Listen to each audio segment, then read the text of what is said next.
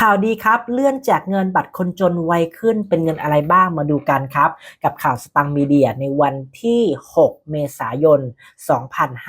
2568นะครับสำหรับในเดือนนี้ขอย้ำว่าบัตรสวัสดิการแห่งรัฐหรือบัตรคนจนเนี่ยยังคงจ่ายเงินเท่าเดิมทุกรายการนะครับแต่มีหนึ่งรายการที่เลื่อนมาจ่ายไวขึ้นนั่นก็คือเงินเบี้ยความพิการนั่นเองนะครับซึ่งปกติแล้วเนี่ยรัฐบาลจะโอนให้กับพี่น้องที่มีบัตรประจำตัว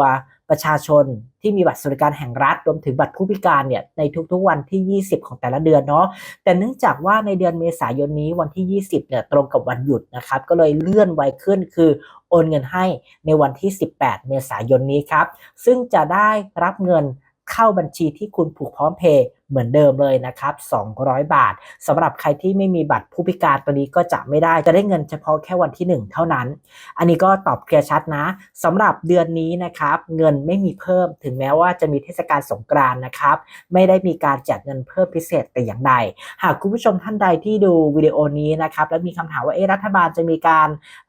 ปรับเปลี่ยนเกณฑ์ในการลงทะเบียนบัตรสวัสดิการหรือว่ามีข่าวบัตรสวัสดิการอย่างไรก็ทิ้งคำถามของท่านมาได้จะไปตามข่าวให้ดูข่าวสารสวัสดิการแห่งรัฐอย่าลืมกดติดตามและกดกระดิ่ง YouTube ช่องสตังค์มีเดียด้วยนะครับดูข่าวสิทธิและโครงการต่างๆจากทางรัฐบาลรวมถึงข่าวดังอย่าลืมกดติดตามและกดกระดิ่ง YouTube ช่องสตังค์มีเดียช่องสตังค์มีเดียช่องข่าวของคุณ